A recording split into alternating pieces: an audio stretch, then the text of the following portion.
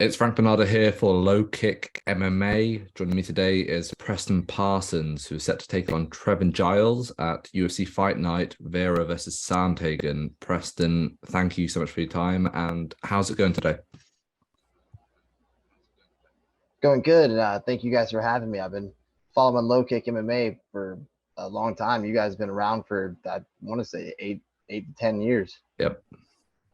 Yeah, been around for Maybe. a I minute. don't know. I just know that I've been following you guys' account for a while.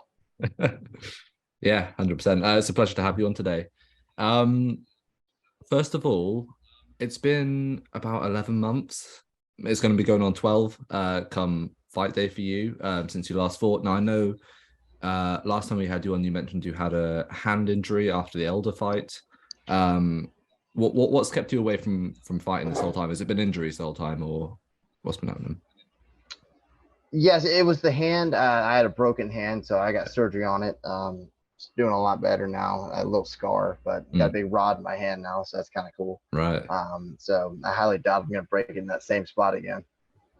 absolutely. So your opponent, you're taking on Trevin Giles.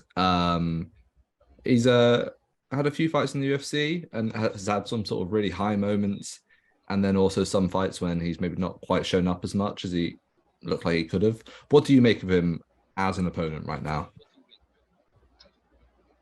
I think he's a good opponent. I think it's a great matchup for me. Like you said, he's had 10 fights in the UFC, so he's definitely more experienced in the UFC than I am.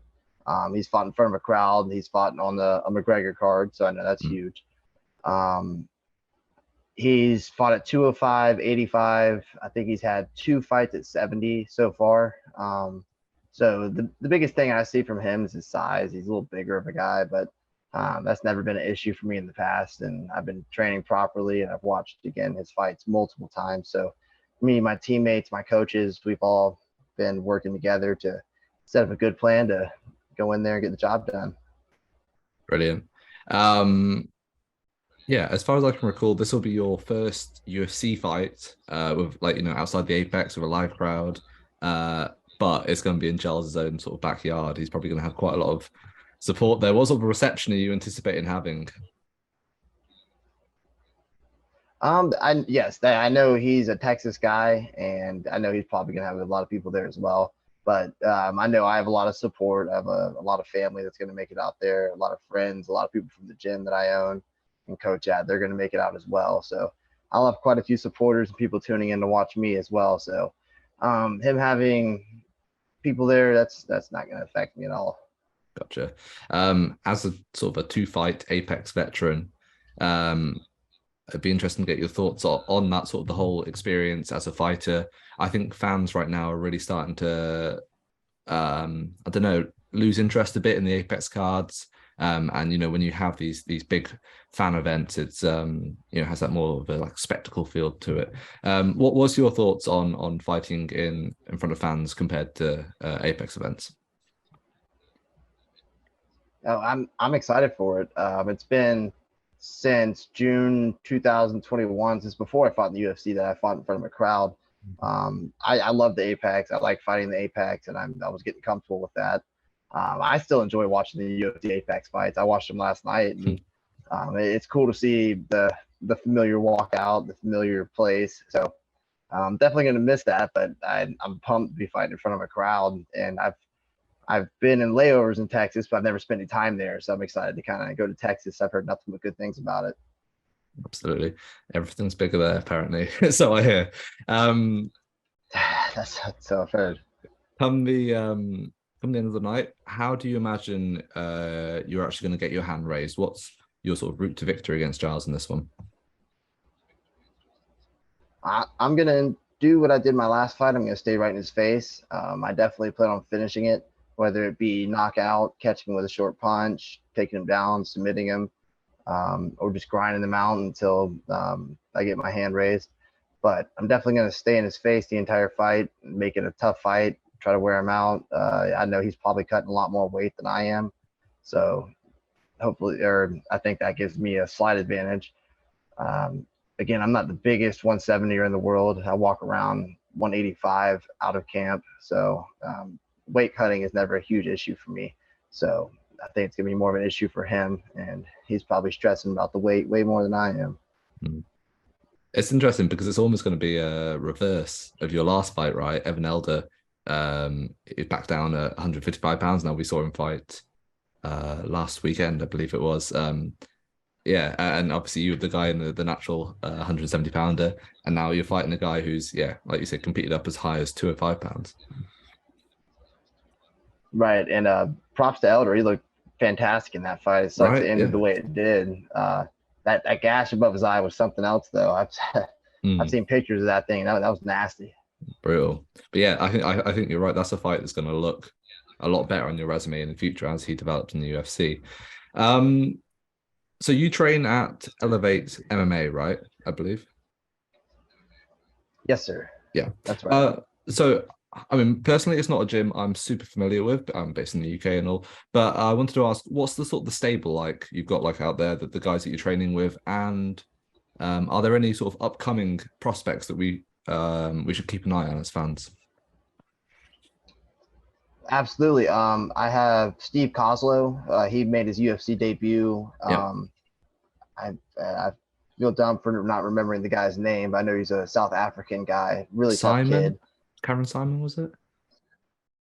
I don't know. I know who you mean. I remember. I think that sounds familiar. So, yes, he got the short notice call for that, and I know he's a smaller guy, but Steve's jiu-jitsu is second to none. He's fantastic on the ground, so I'm definitely getting good grappling in with him. I have Trey Waters. He's one of my main training partners, and he has been for, I want to say, 8 years, maybe even longer. I've known the guy since I was in elementary school. We played Pop Warner together in 6th grade. But he fought on the Contender Series. Things didn't go his way. Again, that was another short notice fight for him. I've got a bunch of good up and coming amateur guys. Another top level pro I have there is Kuba Kashuba. He will be fighting for PFL soon. So I think in June, he'll be June or July, he's fighting for PFL. And he sent me over his opponent's name and stuff. But it's a European contest, so I can't really pronounce the guy's name that well. But he's another very good training partner of mine. And he fights at 55, but he walks around the same weight I do, and he gets all the way up to 190. So he's strong, and I'm excited to see what he does in PFL, because I think as of right now, he's 7-0 as a professional. So I would say Kuba and Trey are my top training partners. Oh, yeah. Yeah. And Elevate is a smaller gym. My partner Cord Poe opened it back in 2020 during COVID. So it's ran by the two of us. So we've only been around for 3 years now. So we're not a known gym yet, but I plan to change that. Absolutely. Yeah, no, that's one of my favorite questions. I like asking a lot of fighters, and I end up with these just strange lists of loads of prospects. And yeah, it's one of the most fascinating things watching these guys develop in this sport. For yourself, look, I know the focus is going to be on Giles, but the welterweight division, there's so many names in there. It's such an interesting division right now. Is there anyone else right now in that UFC roster that you kind of have like half an eye on for a future fight in the rest of the year potentially? I try to tune in to watch every 170 fight. Kind of keep my eyes out for all the guys in that weight class, even the 155 weight class, because I plan maybe eventually to fight down at that weight class as well. Okay. Because again, I'll get down to 75 after practice. Sometimes I walk around at 85. So again, weight cutting is not a huge issue, but I just don't want my whole life and my whole fight camps to revolve around cutting weight, opposed to game planning and training for an opponent, like I have in the past. Because all my amateur fights, all 5 of them were at 155, right. And my first 2 pro fights were 55, and then me and Mike Perry fought at the catch weight at 160. And around that time is when they started becoming really hard for me. So that I was 19 then. I'm 27 now. So that was 8 years ago when I was making 55. So I mean, I'm in great shape now. So I do think that is on the horizon. And after this fight, I plan on making a trip to Vegas to the PI and talking to the specialist, nutritionist, and ask them what they think is best for me as far as weight class. But with that being said, I'm not a small 170er. Size, strength has never been an issue for me in training or in fights, I don't think. The only guy I really feel was significantly bigger was maybe D-Rod, Daniel Rodriguez. I definitely could see the size in He's him, thick, isn't opposed he? to like all my other guys I've fought.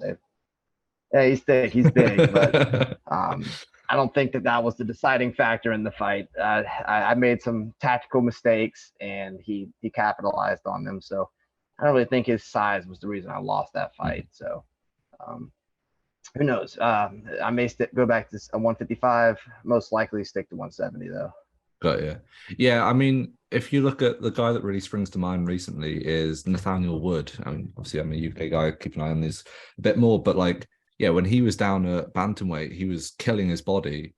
And I feel like, well, from what he said, you know, he wasn't able to train to his full extent and whatnot. And then when he moves up to featherweight, you suddenly see all these like new techniques that are coming out because he's able to practice his stuff. He's able to utilize his skill set to a higher potential because yeah, he's not killing himself just to make 135 pounds. Okay. Plan for the rest of 2023 for yourself. What are your goals? How many times do you like to get in the octagon in the UFC? Definitely not looking past this fight, March 25th. So that'll be the first quarter fight. I plan on fighting again maybe come June, July, and then maybe doing one more before the end of the year. So if all goes as planned, I don't end up in the ER with another broken hand, then I plan on fighting 3 times this year. And then next year, 3 to 4, maybe 5. I like staying active. I enjoy fighting. Obviously, that's why I've done it for the last 10 years. So I definitely want to stay active even after this fight. Perfect. If it's okay with you, I wanted to get a couple of predictions for some of these massive fights we've got coming up. Because, you know, right now the UFC sort of schedule for the coming months is nothing sort of short of sensational. The immediate, right? We've got John Jones coming back, taking on Cyril Gane. Crazy fight. Oh, yeah. One that's like I find it so hard to get a read on it. You know, Jones has been away, he's up a weight class. Gane's wrestling. What's your read on that fight? Like you said, he's going up a weight class. We haven't seen him in many years. I personally have always been a huge fan of John Jones, despite all his legal troubles and the cocaine thing and everything else. But I've always thought John Jones is one of the greatest of all times. He's very skilled. He's a great wrestler, great striker, very unorthodox striker.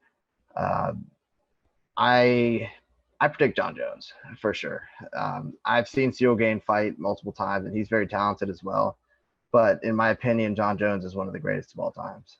Yeah, absolutely. I mean, yeah, you look back at some of those old fights against Shogun and Machida and whatnot, and yeah, no one else was doing it like him back then. Second one, I would like to take your prediction on then, in your own current weight division at least.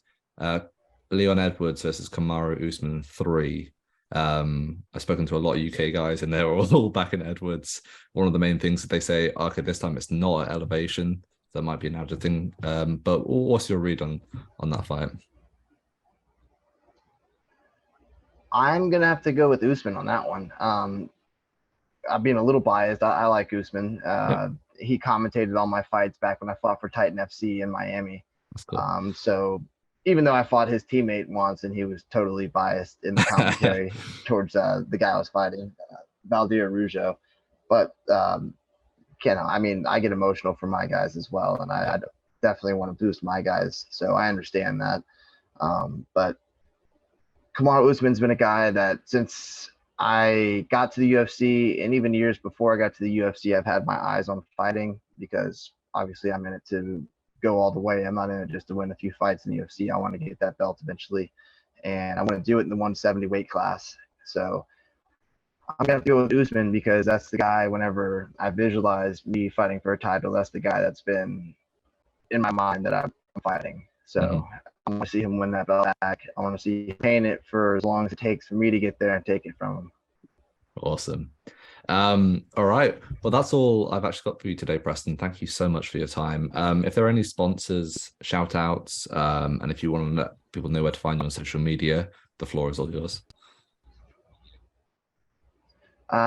Give a shout out to my team, Elevate MMA in Jacksonville Beach, Florida. Shout out to Gracie Baja Jacksonville and Professor Roberto and Corey Taylor. Corey Taylor, I should mention him as well. Another great training partner. He's been helping me prepare for this fight a lot. So big shout out to Professor Roberto and Corey Taylor, Gracie Baja Jacksonville. Elevated MMA, of course. I know I already said that, but again, my team and Grappler Mag. They're on social media at Grappler Mag. My buddy TK and Rome, Brandon, those are the guys that run it. Those guys have supported me for a long time and helped me out in more ways than I can count. My sponsors, Mitra 9 Drinks, they've been great. They send me free drinks and I enjoy the drinks. Beaches Go Greens, another local company in Jacksonville, supports me as well. Off the top of my head, that's kind of all I got right now.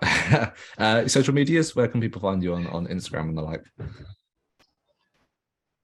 My social media is P_Parsons MMA, and that's my Instagram, and I'm on Facebook, just my first and last name, Preston Parsons. I'm not on Twitter yet. I need to get on that. I'm just running a gym, training for fights, managing fighters, coaching fighters, all that. It consumes a lot of my time, so I don't have very much time for social media. I need to be more active on that, but I'm doing a better job about that. One more shout out, Combat Night MMA. They're the ones that set the platform for me to get to the UFC. They always gave me fights. Anytime I wanted one, they're giving my amateur guys fights, even some of my pro guys, they're giving them fights. Mitchell Chamali, my manager, Steve Swedish at Ruby SE. They've been great. They've given me so many opportunities, including this one to speak with you today. So shout out to Ruby, shout out to Steve Swedish, and shout out to Combat Night. Yeah, absolutely. Yeah, shout out to Steve. He set this thing up. Yeah, thank you so much. Everyone tune in. Preston Parsons versus Trevin Giles, UFC Fight Night, Vera versus Sandhagen, going to be an absolute banger. Thank you, Preston, and yeah, best of luck in the upcoming fight. Yes, sir. Thank you for your time. And again, I'm still pumped about being on LowKickMMA because I've been following you guys for years, and I love the content. That's awesome. Make sure to subscribe to the LowKickMMA YouTube channel for all the latest news, event previews, and interviews with some of the biggest stars in MMA.